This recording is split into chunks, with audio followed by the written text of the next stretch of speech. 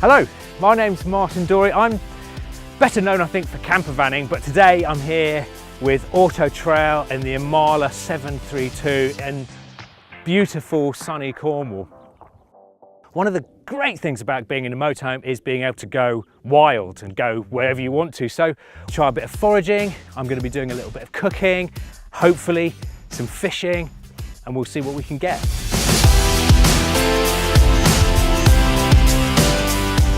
Widmouth Bay, it's a beautiful, beautiful place.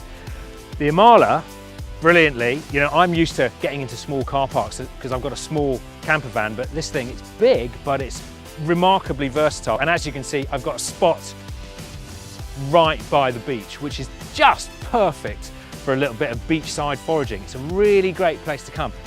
There's all kinds of stuff here. Auric, we might be looking for some plantains, my favourite sea beet that I'm hoping to find, and also something quite unusual, which is rock samphire, which grows in abundance in Widmouth.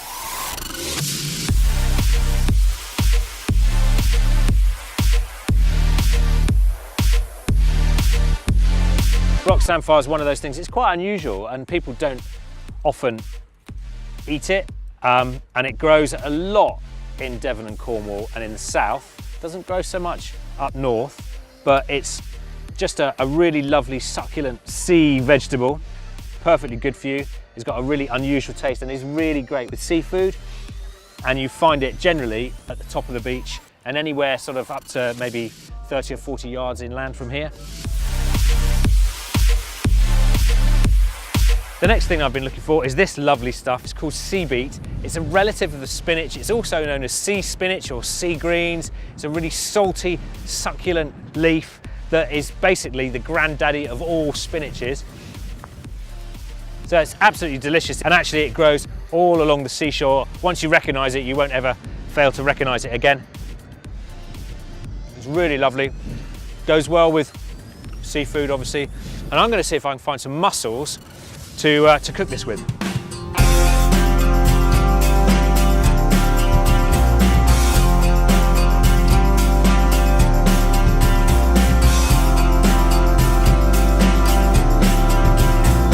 Come to my favourite place on the North Cornish coast, a little place where these absolute beauties grow, Cornish mussels fresh off the rocks. It's really easy food to find, you can't mistake them for anything else, which is great, and they are delicious if you get them fresh. We've come down on a really low spring tide so we can get to the biggest ones nearest the sea and pick them before the tide comes in. Trying to pick them where those which haven't got barnacles on them, because they're easier to clean later on. Oh, they're quite tough to get off the rocks. Try and pull off the beards as we go. And now I've already got some rock samphire, and I've got some sea beet, and I might cheat and see if I can find some bacon maybe and an onion, and should be able to make a really lovely mussel dish later on.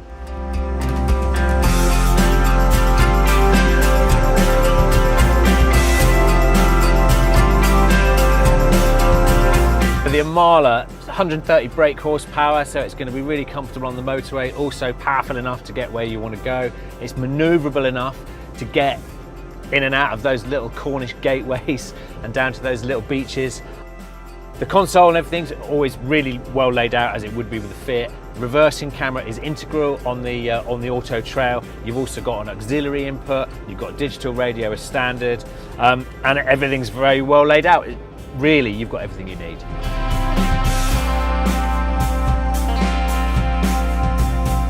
Right, it's been a really interesting day on the coast. So I've got a bucket of mussels that are now soaking in some fresh water with a dash of vinegar. They're going to purge themselves for the next 20 minutes. Meanwhile, let's take a look at the Imala.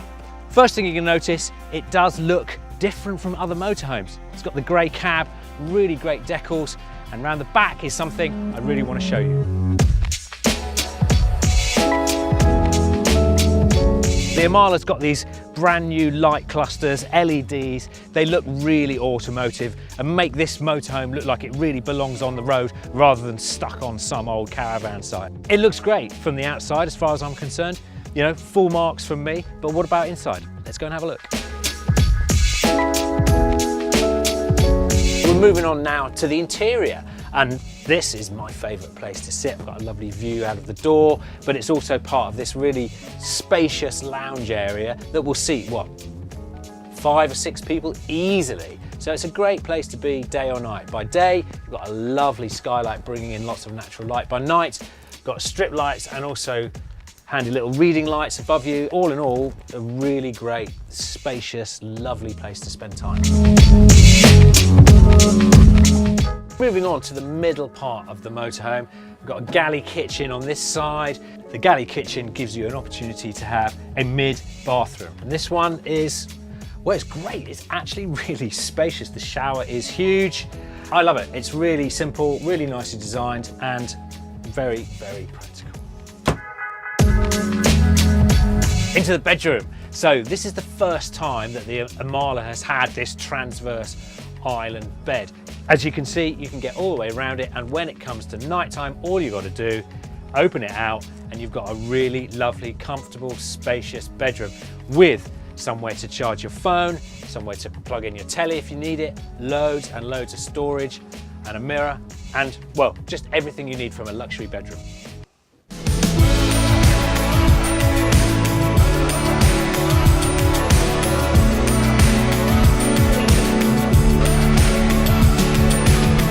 It's a dish that we call Maggie's Mules.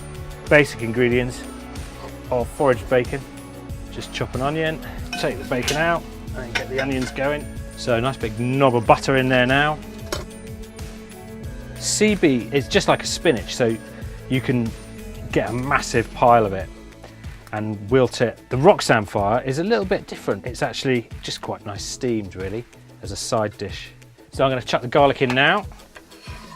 A red pepper just for colour as much as anything, a little bit of peppery taste.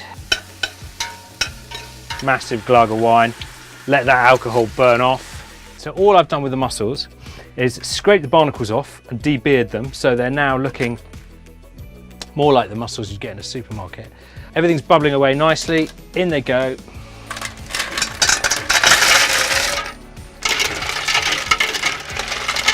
On goes the lid, so they're going to steam now probably for about 5 minutes or so until they start to open.